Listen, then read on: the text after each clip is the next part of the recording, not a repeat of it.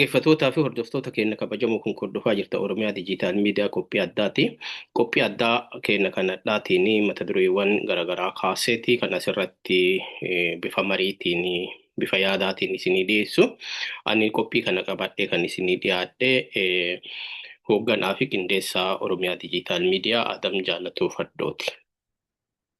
Maarree kallattimaan gara mata duree kiyyatti seenuu dura namoonni Oromiyaa Diijitaal Miidiyaa hagammaatti sabiskiraayibii yookaan michuu nuu taatanii hin jirre liinkii as armaa gadi jiruuni seenuuni Oromiyaa Diijitaal Miidiyaa laayikii fi sabiskiraayibii nuu godha akkasumas sheer godhuuni akka michuun nuu horamu taasisaa isiniin jecha kallattimaan gara sagantaa kiyyatti isin seensisa jechuudha. Akkuma beekamu yeroon kun yeroo reessaati.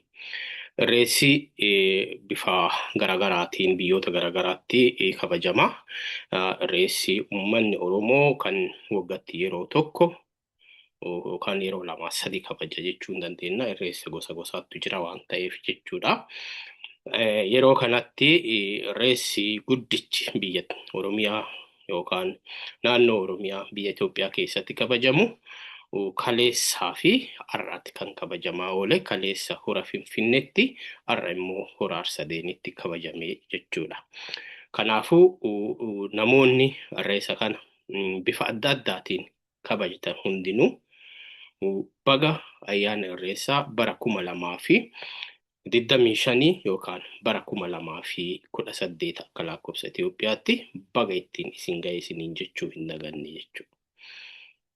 Isa kanatti aansuudhaan akka mata duree jalqabaatitti wanta qabadhee isinii dhiyaachuu barbaade yeroo wantoonni tokko tokko deemanii akka miidiyaatittis haa ta'u akka nama dhuunfaatitti illee wantoota deeman sana wantoota sirraa'uu qabanii fi wantoota akkasii itti fufuu qabanis jajjabaachuu qabanis jajjabeessuu fi qeeqas yoo qabaanne qeeqa kaa'uun dirqama kenna waan ta'eef jalqaba irraa wantoota irreessa dura ta'amaa turan irraa jalqaba jechuudha. Innis maal yoo jenne konsartii jala bultii irreessaa irraa kaasee yaada akka dhuunfaa kiyyatti wantoota sana wanti tokko gaafa miidiyaan darbu haa namoonni ilaalanii qofa irraa gammadanii qofallee osoo hin taane yoo rakkoon jiraatillee yoo rakkoo qabaatillee bifa namni yaada itti kennuun fi akka yaadni itti kennamuu fi wanti tokko ka dhiyaatu achirratti namni waan hedduu taajjaba nullee waa hedduu taajjabne wantoonni hundi baay'ee bareedaa ture. Haa ta'u yeroo ammaa kana akka Oromiyaa Diijitaal Miidiyaatti yeroo baay'ee nu warroota artistoota Oromoo waa'ee aartii jedhu kana cinaa dhaabbannee aartiin akka jajjabaatu gumaachina. Aartiin gurra uummataati waan ta'eef aartiin saba tokkoof afaan waan ta'eef waan saba keenya saba uummata Oromootiif afaaniif gurra ta'e tokko ija ta'e tokko yeroo kamuu jajjabeessina jechuudha. Bifuma kanaan warra aartistoota keenya baay'ee yeroo garaagaratti yaada anis haa ta'u waan dandeenyuun cinaa dhaabbannee gumaata dandeenyu goonaaf jechuudha. Maarree yeroo kanatti yoo jennu artistoonni gosa hedduutu jira. Artistoonni keenya hedduun utuu jiru nu saba badhaadha saba guddaadha. Artistoota hedduu qabna jechuudha. Haa ta'u garuu yeroo waan sirbi sabaatii fi sirbi siyaasaatii fi sirbi waa faarsanii garaagara addaan baasnee beekuu qabaachuu qabna jechuudha. Yeroo ammaa kana namoonni dirqama faarsee bulaa ta'uu fi dirqama sirba mootummaa baasuu hin qabnu. Mootummaan immoo nama qaama tokko qaama biyya bulchuu qaama artistootas bulchuu warra mormitootas bulchuu warroota namoota biyya Itoophiyaa jedhamtu san keessa warra jiru warra bulchuu jechuudha mootummaa jechuudha. Mootummaan jechuun qaama irra guddaa biyyattii sanaati jechuudha.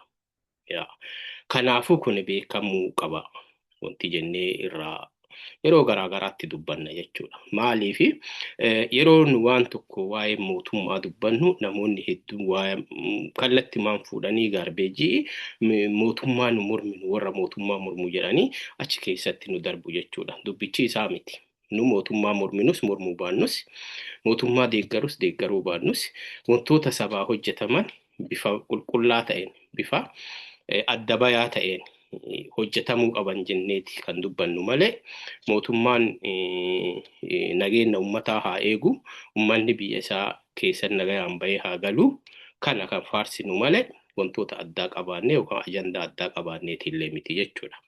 Yeroo baay'ee artistoonni keenya hedduun jajjaboo namoota gurguddaa hedduutu sirbu akkasumas biyya kanaaf illee warra namoota bu'aa gurguddaa buusan hedduu utuu artistoota keenya keessa jiru. Maaliif hojiiwwan xixiqqaa miti warri artistiin kan hojjetanii jiranii waa hedduu hojjetanii jiranii yeroo faayiloonni hin jiraatu jechuu kiyyaa miti. Faayiloonni hin jiraatu jechuu kiyyaa miti. Faayiliin hin jiraata. Yeroo faayiliin tokko jiraate immoo faayilii kana kan itti himu ummatuma jechuudha. Ummanni eenyu nu uuma jechuudha. Kanaafuu nu warra artistoota keenya kana yeroo baay'ee namoonni gariin jaluma hundaa sirba jaalalaa irraa eegu. Namoonni tokko tokko immoo sirbuma siyaasaa bichaa irraa eegu qabsaa'aa jechuunii fi akkasumas namoonni tokko tokko sirbi wama aadaa bichaa akka sirba warra barbaadan hedduutu jira jechuudha. Kanaafuu nu isaa miti amma irra guddaan kenna. Maali sabni tokko aadaa hedduu qaba. Bifa hedduun wanti isaa bahee akka mul'atu barbaada. Isa kanarraa kaka'een namoonni hawwiin isaanii yookaan fedhiin isaanii garaagara ta'a jechuudha. Maarree wantoonni amma yeroo ammaa kana argaa jirru fakkeenyumarraa yoo fudhannee jenne artistiin tokko gaafa gara uummataatti yoo jennu for example Soonan Taakkalaa yoo fudhannee jenne sirba dhuma irratti kana Afrikaa jee sirbee tokkotu jira. Inni sun immoo maali kallatti maanii maal faarsaa wal makaadha. Artii keessatti bifa maaliif akka wal makamee mata duree dhaabbataa tokko achi keessatti hin qabu. Waraana faarsaa, guddina keenya faarsaa, waa hedduu akkatti Oromoon bakka Oromoon dhufee faarsaa. Tariitii walaloon kun maal ta'e waan jedhullee nama onnaa jechisiisa. Maaliif wanta akkanaa fayyadamnaadha? Maaliif mootummaa kallattii mootummaa faarsina ta'e sirba of danda'a tokko mootummaa sirbuu qabna. Mootummaanis qaama biyya sana keessaa qaama guddaa olaanaadha waan jenneef mootummichi hin faarfamin jechuutti hin jirru. Gaafa mootummaan faarfamu immoo mootummaa faarsuuf immoo mootummaa ka jennuun mootummaan kun kan Oromoo qofaa miti. Mootummaa Itiyoophiyaati jechuudha. Mootummaa Itiyoophiyaa kana gaafa gadi buufnee faarsinu mootummaa kana fuunee saba Oromootii galchinee mootummaan kun ka Oromoo hojjennee akka Oromoon yeroo kanatti namoonni hedduu akkuma argaa jirtan biyyoota garaagaraatti mootummaa diktaatirii jedhanii hiriiratti bahuu barreeffama adda addaa hedduutu ta'amaa jira. Isa kana fuudhanii yeroo kallattiin walaloo saba Oromoo ilaallatutti makamee wal dhahee wal maanxee yeroo sirbamu quality aartii eessa jira waan jedhu warrootni ogummaa kanarratti hojjetan. Yaada kanarratti dhiyeessuu qabdan yaada jedhu qaba. Akkasumas asii yoo deebi'ee jedhu dhugaa namoota akka lubbuu keenyaatis jaalan namoota ija uummata Oromoollee ta'an kan akka Yoosan Geetahuun fi akkasumas artistii keenya gameessa Adeeroo Qamar Yuusuf sirba bareedaa sirbanii sirba Galaanoo jedhu meetoo sirba ajaa'ibaati. Sirba mishaadha. Haa ta'u garuu maaltu xiqqoo sirbicha. Hawwiin keenya galaana diimaadha. Hundi keenya waa'ee galaana diimaa sirbuun oduu of danda'aa ta'eedha malee maaf waa'ee galaana diimaa sirbitti. Maaf waan kana akkas goone jechuu keenya osoo hin ta'in osoo of danda'ame bifa danda'ameen bifa mootummaa kanallee yookaan nageenya isaa ta'u yookaan bifa waraana akka waraanni tokko kaka'u waraanni tokko gaaf tokko biyya tokkoonis yoo wal lolu akkuma kana dura baratamee jedhee weellistoonni hedduu dirree waraanaatti argamanii warroota waraanaa sana jajjabeessu yookaan mootummaallee itti jabaadhu jedhuuni amma yeroo kanatti sirboonni lamaan kun maal qabatee dhufe wal makaadha. Namni achi keessatti dhugaadha wantoonni walaloowwan hedduu babbareedoon hin jiranii garuu yeroo gara mootummaa faarsuu bichatti yeroo nu jalaa deeme deeggaruun hin danda'ama mootummaa kamuun deeggarra nullee mootummaan deeggarraa wanti deeggarruuf maali hin gaafataa jirra gaafiin keenya guddaan maali namoota tasa akka maleetti ajjeefamaa jiran namoota balaa bayanii mana galuu dadhabanii mootummaan kunini qaama biyya bulchuu waan ta'eef dhimma kanarratti jabeessee hojjetu jennee mormina malee mootummaan aangoo irraa bu'u mootummaan kun akkas nu haa ta'u mootummaan kun haaf ari'amuu maali waan jedhurraa namni baay'een hin jiru jechuudha. Maaliif namni kamuu nagaa barbaada mootummaan gaafa naannoo biyya isaa bulchuuf nagaa buuse mootummicha namni tuqullee hin jiru jechuudha hin deeggaramaa. Qaama kam deeggaruu garagaraati jechuudha. Kanaaf kun beekamuu qaba. Inni biraa immoo artistoonni keenya hedduun jajjabaan hin jiru. Dhugaa maaliif as keessatti illee yeroo warroota nama lamaan kan amma Soonanii fi Adeeroo Qamar Yuusuf fi akkasumas Yoosan Geetahun wanti sirboota isaanii kanneen lamaanii kaasee fi achi keessatti wal makaadha. Aadaa siin qabu, seenaa siin sirbu, dhugaa siin qaba. Haa ta'u immoo waraana siin faarsu jechuudha. Galaanni Diimaan yeroo ammaa kana akkuma argaa jirtan mootummaan Eritiriyaa fi mootummaan Itoophiyaa yeroo itti afaanii jechootanis akkasumas namoonni mootummoonni biyyoota garaagaraa uummata kana jidduu mootummoota Eertiraa fi Itoophiyaa kana jidduu wantoota deemamaa jiru hundi keenyaa ni beekna jechuudha. Yeroo kanatti immoo yeroo waa'ee kanaa immoo deebinee sirba aartii yookaan aartii Oromoo, waa'ee aadaa Oromoo, waa'ee seenaa Oromoo, dhufaatii Oromoo, guddina Oromoo, jabina Oromoo ibsu keessatti galchinee immoo yoo waa'ee waraanaa, waa'ee galaana diimaa yoo dubbannu diqqoo eenyutu akka dhimmicha sangulaalee naaf hin galu dhimmi kun irraa dubbatamuu qaba, irraa laallamuu qaba. Wantoota akkanaa kana yeroo sirbinu adda baafachuu qabna jechuu barbaadeeti. Garuu waliigalatti sirbichi bareeda. Sirbichi baay'ee namatti tola. Qaama waa'ee irreessaas waa'ee hedduu warroota wal qabatee achi keessatti mata duree waan hedduutu waan badhatu ka'a. Walaloowwan sirboota lamaanii kana keessatti yoo ilaallee jenne wantoonni hedduu tu jira isa ka Soonaan Taakkalee keessatti immoo diqqoo maali sadarkaan itti Oromoon itti madaalame diqqoo namoota hedduus qeeqa kaasisiisee anis nama qeeqa sana keessaa nam tokko maaliif dhufaatii Oromootiin wal qabatee yeroo baay'ee saboonni Habashaa warri kaabaa Oromoon akkanaa dhufe kana hin jedhanii wantoota diqqoo gulaalamuu qabantu osoo gulaalameen dhumanne ittiin sirbime jedhee yaada akka yaada kiyyatti yoo dogongora qabaadhee sirraa'uu hin danda'a. Haa ta'u kana kanumaan bira darbineeti waa'ee konsertii keessatti immoo waan tokko osoo hin artistoonni achi keessatti sirba hundinuu sirba bareedaa sirbanii kan mootummaa faarsus faarseeraa. Kajabinna aadaa isaas, saba isaas, waa isaas, sirba jaalalaas, sirboota gosa hedduutu achi keessatti dhiyaate. Garuu achi keessatti nam tokko oduun dinqisiifanne bira darbuun barbaadu artisti George Abbu. Artisti George Abbu jechuun artistii jabaa biyyi Itoophiyaa qabdu keessaa inni nama tokko. Yeroo kamuu nama adda dureen waan hundaan nama waa hundaan guuttate jechuu dandeettu.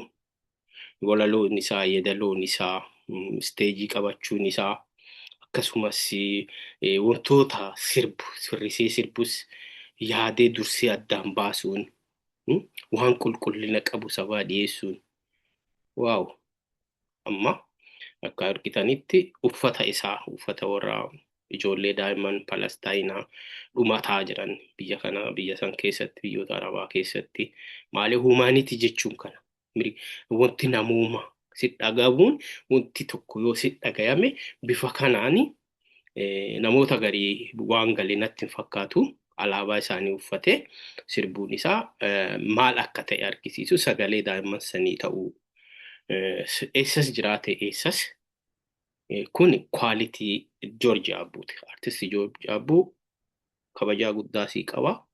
Ammas jabaadhu ati nama guddaadha. Nama waan hunda dursitee beektu jechuudha. Dursitee beekuu mitiyyuu dandeettii addaa waan hojjettu hundatti nama dandeettii addaa qabdudha ati. Kanaaf galatoomii ammas jabaadhu itti fufi sabni Oromoo akkasumas sabni Itoophiyaa guutuun si jajjabeeffachuu qaba. Si cinaa dhaabbachuus qaba jedhee yaada qaba. Kanaaf waan kana osoo hin jenne bira darbuun barbaadu galatoomfadhu kabajaa guddaa siif qaba jechuu barbaada. Maaree kallattii maanni gara sagantaa irreessaa bara 2025 yookaan bara 2018 akka Itoophiyaatti yoo deebi'u irreessi baay'ee bifa bareedaa ta'een bifa ho'aa ta'een kan hora Finfinneetii fi hora Arsadeenitti illee mudaa tokko malee xumuramuun baay'ee waan namatti tolaati baay'ee nama gammachiisa baay'ee waan ajaa'ibaati jechuudha. Inni kun maali? Namoonni tokko isa kana waan maalii fi jabennaa mootummaati jechuun hin dandeenya. Wanti haallu tokko hin jiru. Mootummaan baajeta isaa baasee akka namoonni biyyoota biraa fakkeenya namoonni biyyoota biraa jechuu namoonni akka Itoophiyaa sana keessatti kutaa kaabaa keessattuu sabni Amaaraa ijoolleen aktivistoonni saba Amaaraa jedhamu keessaa baane jedhani yeroo garagaratti mootummaan kun maal jedhu baajeta qopheessee fi akkas godhee saba Oromoo irreessa akka kabajatan taasisee maal godhee uummata fe'an akkas godhee ani yeroo baay'ee olola badaa ka'oofaa jira hundi keenya argaatuma jirra. Inni kun waan ta'umullee qabu garuu maali wanti ta'ame irri guddaan sirriin ta'ame maali mootummaan uffata namaa bituu yoo uummanni Oromoo yoo ijoolleen Oromoo yoo uffata aadaa uffattu ijoolleen Oromoo yoo bareeddee akkanatti yaatu irreessi uummata saba Oromoo uffata bareedaa kanaan halluu garaagaraa kanaan uffatee yeroo ba'u isa kana baajeta mootummaatiin akka ta'etti yeroo baay'ee yaadu jechuudha. Maaliif uffata aadaa Oromoo kana arguun isaanii heedeek yookaan dhukkubbii mataati jechuudha. Kanaaf isaan immoo completely gara wrong way karaa dogongoraa irratti fudhataniiti miidiyaa irratti bayanii irraa haasanii jechuudha. Inni dubbichi isaa miti. Mootummaan uummataa uffata bitee yookaan uummataa nyaata bitee yookaan uummataa dhugaatii biteetii miti kan ayyaana kana akka milkaa'u kan taasise maal godhee eegduu yookaan biyya san keessatti qaama seera eegu jechuudha. Mootummaan kun qaama seera eegu qaamni qopheessuu danda'u qindeessuu danda'u jiraate mootummaadha. Mootummaan isa kana guutumaan guututti keessattuyyuu kabara darbeeyyuu irra kabara kana keessattuyyuu haala bareedaan itti milkaa'ee jira jedhee yaada akka kiyyatti inni kun jajjabaatuu qaba jechuudha. Maali kan yeroo baay'ee irra deddeebinee iyyinuuf illee irri guddaan akka sabaatitti illee akka nama dhuunfaatitti illee akka biyyaatitti illee dhalli namaa tokko sababa tokko malee badii tokko malee hin ajjeefamini ayyaana isaa baheef hin ari'atamini ayyaana isaa irreeffatu bahe yookaan waa wayii kabajatu bahee fi qabamee hin hidhamini hin dararamini karaa irratti rakkatinii waa jedhuuf iyyina ture. Kana dura maali? Akkuma beektan kana dura gaafa irreessa dhaquu manaa baate dhokattee koshaa keessa deemtee karaa qabamtee tumamtee hidhamtee ajjeefamteeti. Kan irraa hafetu iddoo irreessaa san ga'ee irreeffata jechuudha. Achitti illee tumaa kanan jedhamne achillee yeroo galtullee wantoota akkasiitu si mudata ture kana dura jechuudha. Kanaafuu wanti kun hafee sabni Oromoo karaa isaatti bakka itti dhiite bulee ciisee karaa irratti akka gurmuun yaa'ee gurmuun sirbee kabajatee galuun kuni waan jajjabeeffamuu qabu. Akkasumas mootummaan naannoo Oromiyaallee waan kanarratti waan galateeffatuu qabu galateeffatamuu qabu jedhee yaada jechuudha. Kana jechuun maali? Mootummaa hanqina hin qabu jechuu kiyyaa miti. Mootummaan hanqina qaba. Mootummaa hanqinni isaa maalidha? Guyyaan kun guyyaa namoonni hedduu bifa hedduutiin kaameraa isaa siyaa ijas waa hedduu itti qabee hordofu addunyaa garaagaraa irratti illee ayyaana beekamaa waan ta'eef guyyaa kanaa fi of eeggannoo godheera ta'uu mala. Sababbii yeroo ammaa kana kompileeniin yookaan mormiin garaagaraa karaa adda addaatiin mootummaa kanatti ka'aa jiran waan ta'eef isa kana jalaa bahuuf yookaan isa kana jalaa dheessuu fi waan kana milkeesseerallee ta'uu danda'a. Inni guddaan rakkinni mootummaan qabu maali? Gara mirga dhala namaa qabiinsa mirga dhala namaa irratti rakkoo guddatu jira. Rakkoon kun gaafa sirraa'ee jedhee wanti hunduu ni sirraa jedhee yaada. Kanaaf namoonni hedduu karaa garaagaraatiin mana hidhaatii baafamanii ajjeefamuu san kan balaaleffannu. Kabiraan wanti irraa guddaan balaaleffannu hin jiru. Namoonni tokko tokko diinagdee wal qabatee kaasuu danda'anii diinagdee kadhalee rakkina diinagdee ka fidu biyyi tokko yoo tasgabbiin qabaanne waraanni biyya san keessatti bifa garaagaraatiin kutaa Oromiyaa fi kutaa Itoophiyaa sana guutuu keessatti ni deemaa jira. Isa kana dhaabsisuun mootummaan hojii guddaa hojjechuu qaban dhaamsa kenna. Yoo kana godhe immoo yoo lubbuun namaa immoo du'aarraa hafe immoo yoo namni ari'atamuu hafe immoo namni maal ta'a humna tokkoon gara misoomaatti seenaa. Ka daldalatus, ka qotatus, ka baratus garas deema waan ta'eef yeroo kunni hundi ta'ee jedhe maalinni to'annoon diinagdeen uummata jala oola, mootummaa jala oola jechuudha. Kanaaf irri guddaan noonnaa jennu hin jiru. Immoo maali? Yeroo garaagaraa mormine bicha mormaataa ta'uu qofaafillee namoonni akkasitti hubata hedduutu jira jechuudha. For example, mootummaa mormaa hin jirru. An akka kiyyatti yoo isiniin jedhu an dhuunfaa kiyyatti mootummaan dhimma addaa guddaa ta'e na mormisiisu yookaan ofii kiyyaa mootummaa ta'u yookaan ofii kiyyaa kutaa takka yookaan ganda takka yookaan mandara takka bulchuu gonkumaallee yaadeen beeku dhimma akkasii onnaa haafillee mootummaa kanallee hin qeequ jechuudhaan dhimmi guddaan mootummaa kana qeequuf guddaan maali? Lubbuu namaa tasa badu, lubbuu nama tasa ajjeefamu, nama hidhamee mana hidhaatii baafamee ajjeefamu, nama immoo waggaa 18 guute.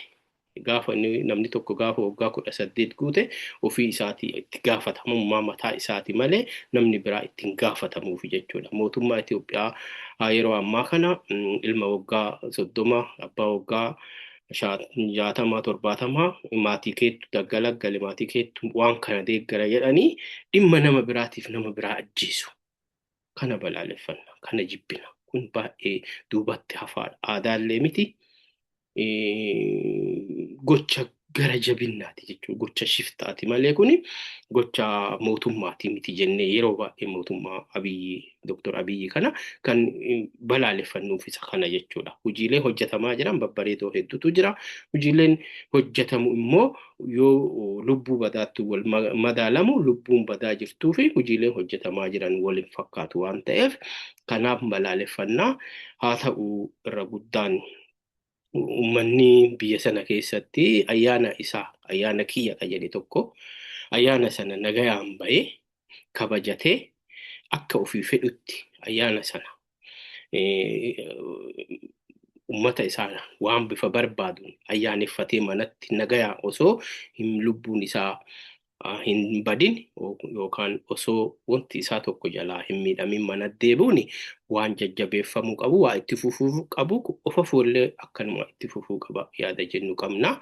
Immoo wantoonni xixiqqoo mul'atan hedduutu jira. Wantoota xixiqqoo yoo jedhu wantoota yeroo tokko tokko mootummaan mootummaadha.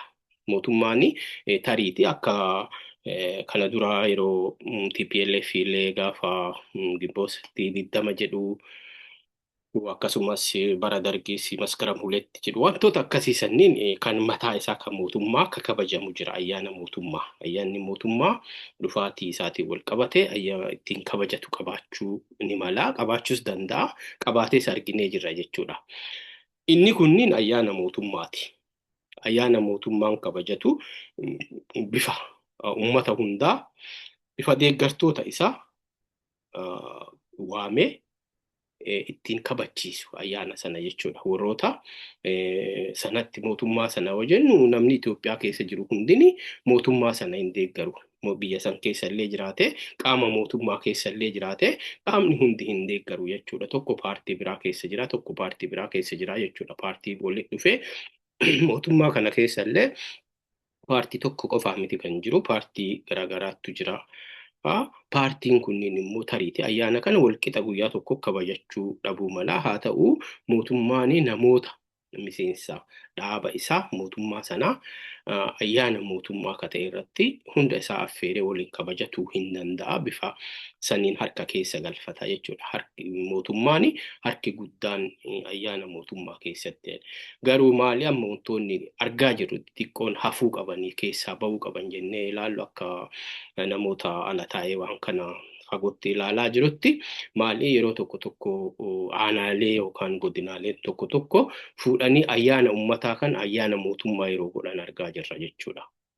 Inni kun hafuu qaba. Irreessi kan uummataati malee kan mootummaati miti. Completely. Dhaabbata kana warri PP yookaan badhaadhinnaa naannoo garaagaraa naannoo nu keessaa dhufnes naannoo godina Arsiis hin jiru. Wantoonni kunniin hafuu qaba. Keessaa baafachuu qaba harka kan ayyaana kana.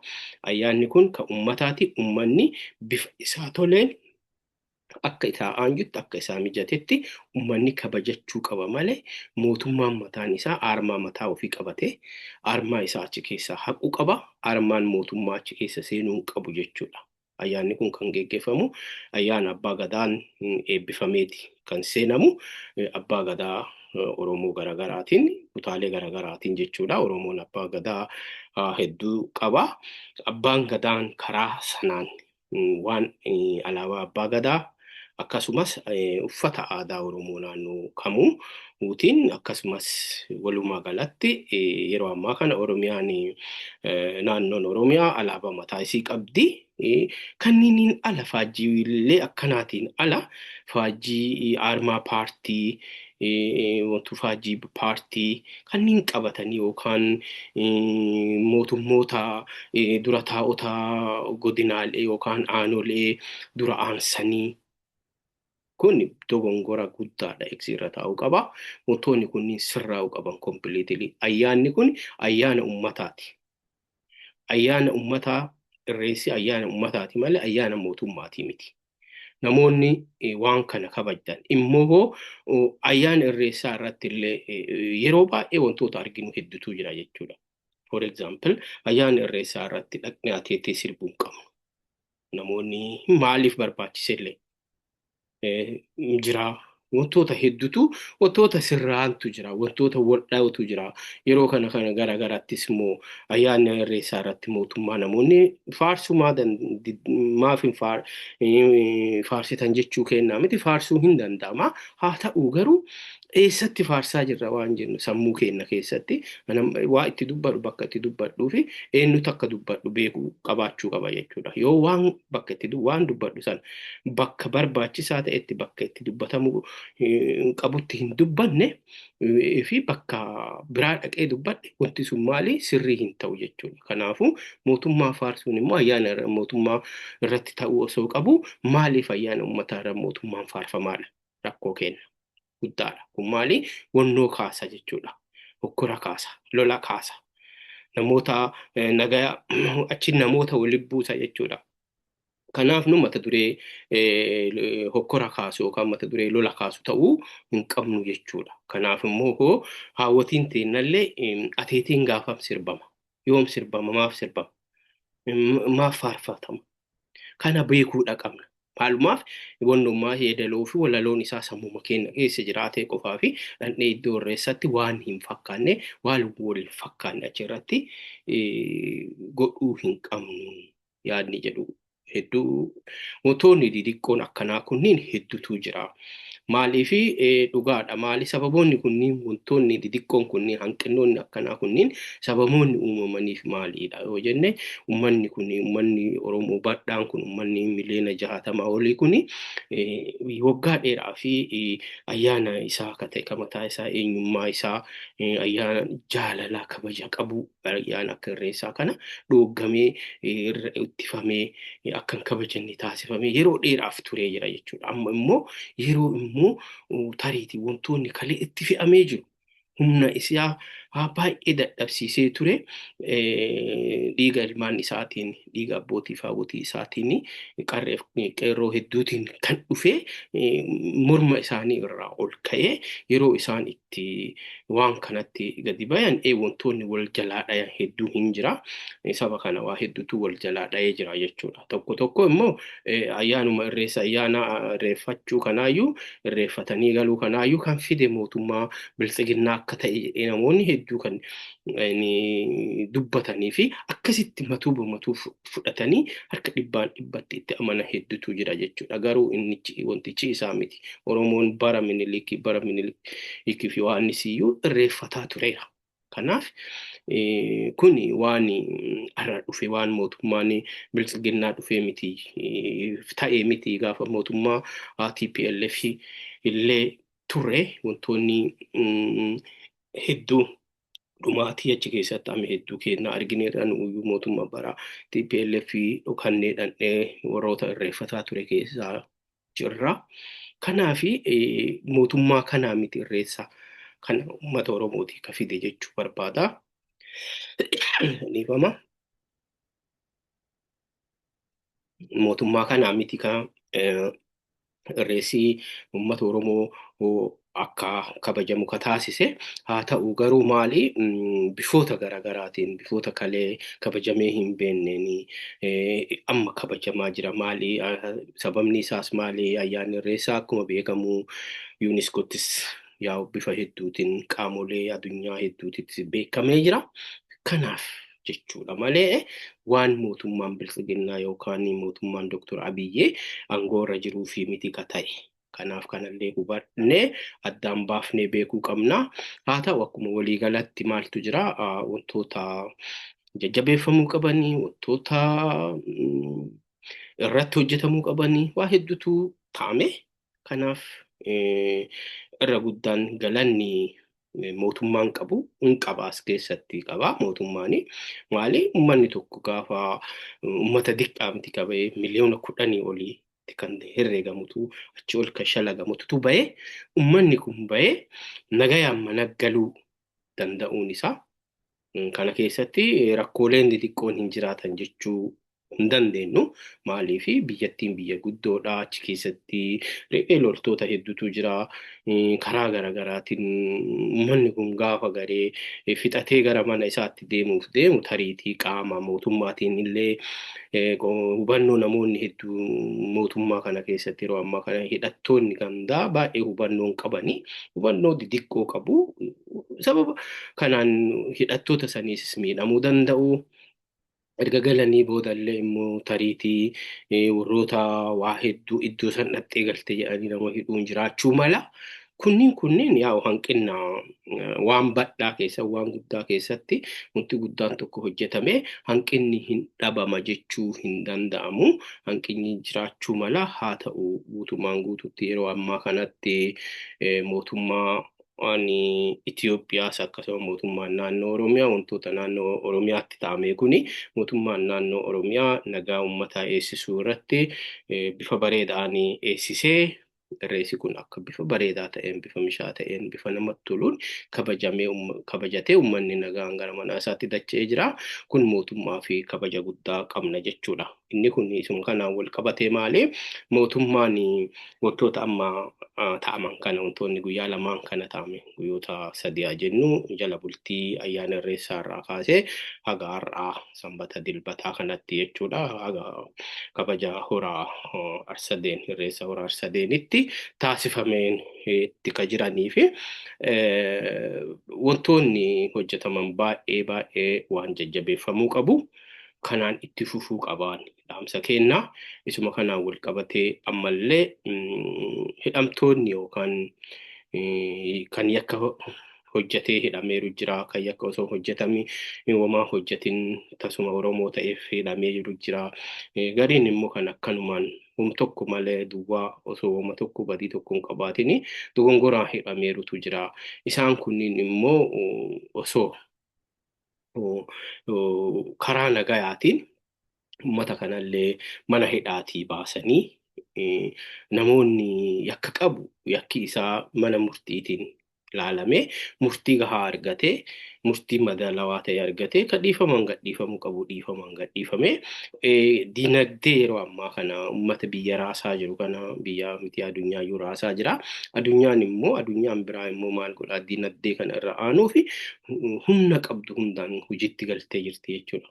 Akkuma argaa jirru nullee biyya keessa jirutti rakkinni diinagdee hin jira. Haa ta'u garuu namoonni bifa danda'ameen hundinuu mootummaa haga uummataatitti maal godhaa jira diinagdee kana tasgabbeessuuf hundi isaa bifa danda'een hojiitti jira jechuudha. Nu immoo qaama biraa qaama oomishuu danda'u qaama silaa rakkoolee jiran furuu danda'u gara mana hidhatti galchinee kaan immoo baasaa rashanaa kaan immoo karaa irratti qaama kana deeggarta jedhaa